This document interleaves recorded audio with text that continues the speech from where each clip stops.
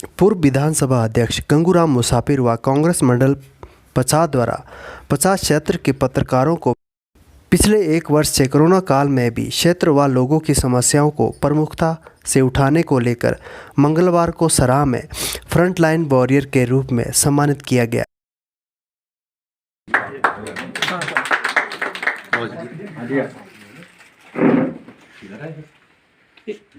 पूर्व विधानसभा अध्यक्ष गंगूराम मुसाफिर ने कहा कि 50 क्षेत्र व 50 क्षेत्र के जिला सिरमौर के दायित्ववान पत्रकारों ने कोरोना काल में लोगों की समस्याओं को जान जोखिम में डालकर उठाते रहे, जिसके लिए वे बधाई के पात्र हैं।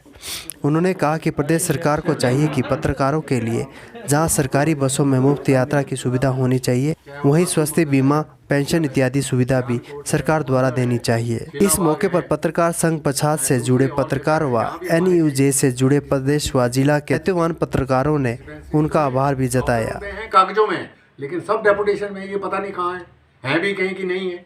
तो ये हाल जो है आज इस प्रदेश सरकार का हो गया है, जो कि मैं समझता हूँ कि जितनी भी इसकी निंदा की जाए वो कम है। महंगाई आज जो है गरीबों की कमर तोड़ दी है। विकास नाम की कोई चीज़ नहीं है, भेदभाव हो रहा है। केवल जो काम जो कांग्रेस ने किए हैं उनको ही बार बार जो है भारतीय जनता पार्टी वाले भुना रहे हैं। प्रेस के माध्यम से हमने ये कर दिया, एक सड़क है पता नहीं कितनी, हमें तो कान भी पक गए, मड़ीघाट सुल्तानपुर। हालांकि ये तो राजा वीरभद्र सिंह जी ने इसका शिलान्यास किया। हल्द्वानी पुल से स्लेज कैंची का शिलान्यास भी जो है वो राजा वीरभद्र सिंह जी ने किया। दान सड़क का शिलान्यास राजा वीरभद्र सिंह जी ने किया।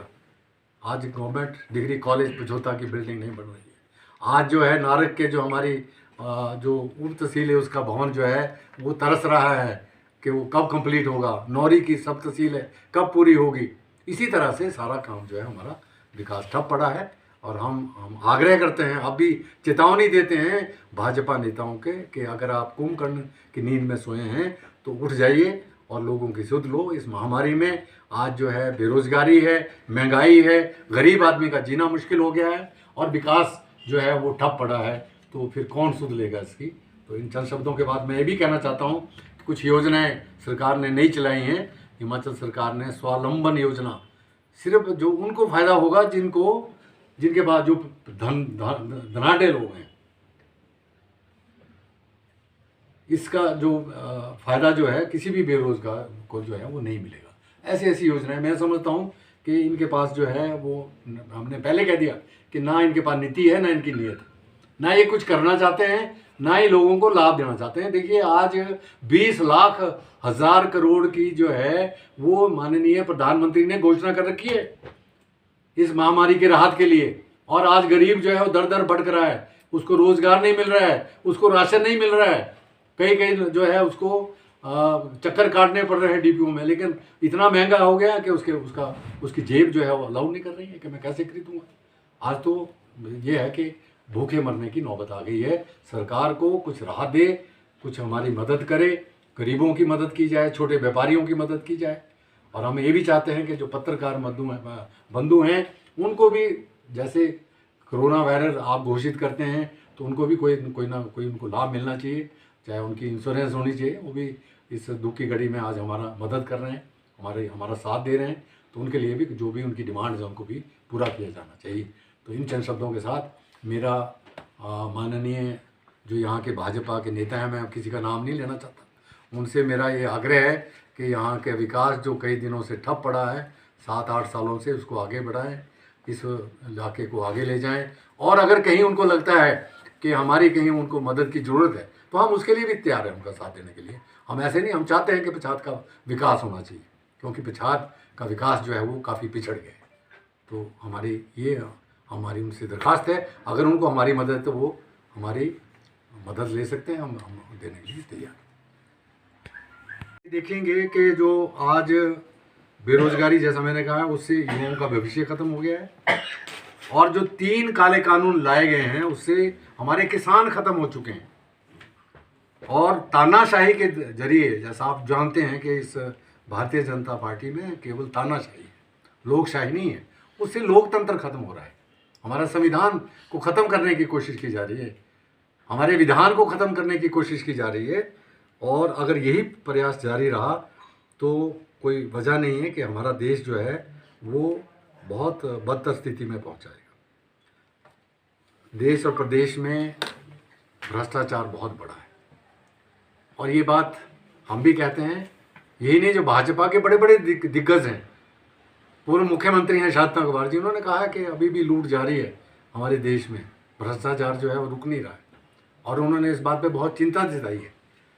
आपने देखा होगा कि इस कोरोना महामारी के बीच में भी लोग जो है वो ये अवसरवादिता तलाशते रहे कि किस तरीके से इसका जो है हम लाभ उठा सकें, जो कि बहुत दुर्भाग्यपूर्ण है। यही नहीं, मैं आपको ये भी कहना चाहता हूँ कि हमारे माननीय मनमोहन सिंह जी प्रधानमंत्री रहे हैं, उनके कार्यकाल में मैं आपको कह सकता हूँ कि 2 करोड़ लोगों, गरीब लोगों को घर मिले हैं। ये नहीं कि आज जो कार्यक्रम चल रहा है ये आज कोई नया ही प्रोग्राम है, पहले से ये चलता है। 8 करोड़ लोगों को गैस के कनेक्शन दिए गए उन मनमोहन के कार्यकाल में, किसानों की कर्ज माफ़ी की गई, 65 करोड़ लोगों को 2 रुपये अनाज जो है वो बांटा गया और 5 करोड़ लोगों को मुफ्त बिजली दी गई, 2 लाख नए शिक्षा संस्थान खोले गए और मनरेगा में 6 करोड़ लोगों को रोजगार दिया गया। ये उपलब्धि है हमारे प्रधानमंत्री की, जिसको कहते थे कि प्रधानमंत्री जो है बोलता नहीं है, वो बोलता नहीं था, हमारा प्रधानमंत्री काम करता था। और ये आंकड़े हैं जो जिसको वो जस्टिफाई करते हैं, जिसको वो साबित करते हैं कि कांग्रेस की नीतियों, कांग्रेस के कार्यक्रम की वजह से ना केवल देश को आज़ादी मिली है, बल्कि देश जहाँ पहुँचा है वो सब कांग्रेस की देन है। और यही हाल जो है हिमाचल प्रदेश का है। हिमाचल प्रदेश को बनाने में, हिमाचल प्रदेश को संवारने में, सजाने में जो कांग्रेस का हाथ रहा है, डॉक्टर परमार का हाथ रहा है, राजा वीरभद्र सिंह जी के जो प्रयास रहे हैं, उनको भुलाया नहीं जा सकता। आज जो भी आप देख रहे हैं कांग्रेस की देन है, जो भी विकास हिमाचल प्रदेश में हुआ। और आज हिमाचल प्रदेश में मौजूदा सरकार की स्थिति में तो ग्रहण लगा हुआ है विकास में, और जो भेदभाव सिरमौर और पच्छाद के साथ हो रहा है उसकी तो मैं कह सकता हूं कि कितनी निंदा की जाए वो कम है, जितनी भी निंदा की जाए वो कम है। और मैं ये कह सकता हूं कि यहाँ विकास हुआ है, हम उसका श्रेय नहीं लेना चाहते। उसका श्रेय, जैसा मैंने कहा कि राजा वीरभद्र सिंह जी को जाता है, यहाँ की जनता को जाता है, पच्छाद की जनता को जाता है और यहाँ के मतदाताओं को जाता है, जिनकी वजह से, जिन्होंने मुझे 6-7 बार मर्तबा यहाँ से मौका दिया और ये आदेश दिया कि यहाँ का विकास करना है। और मुझे खुशी है कि जो हमारे स्टेट की जो लीडरशिप थी, राजा वीरभद्र सिंह जी के आशीर्वाद से पच्छाद में वो काम हुए हैं जो सारे प्रदेश में नहीं हुए विकास के। यानी 4 डिग्री कॉलेज वो हमारे पच्छाद को मिले। हमारा दुर्भाग्य है इस बात का।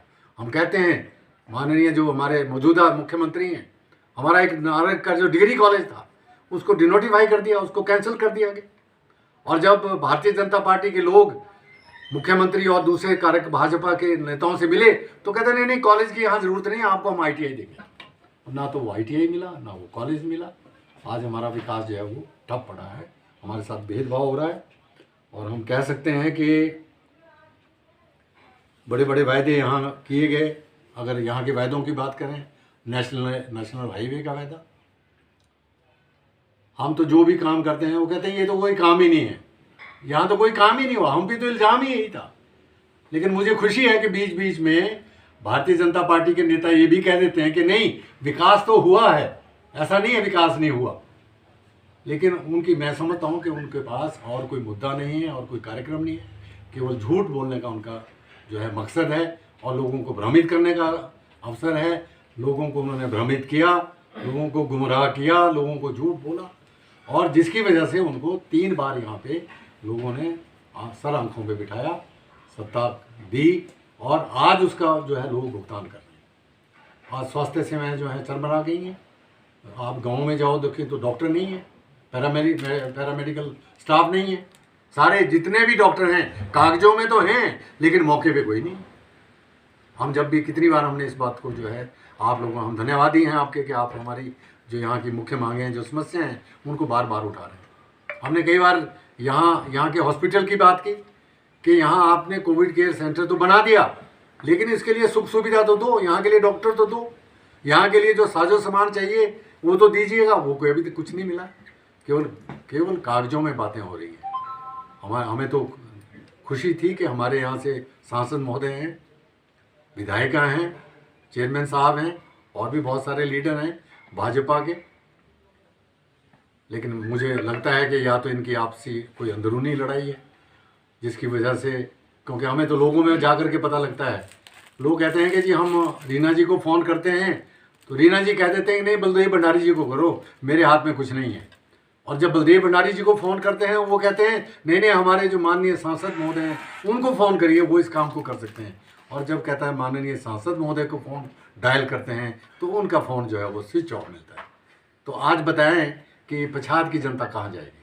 आज पछाद की जनता किसको अपना दुखड़ा सुनाए, किसको अपना दर्द सुनाए, किसको अपनी तकलीफ सुनाए?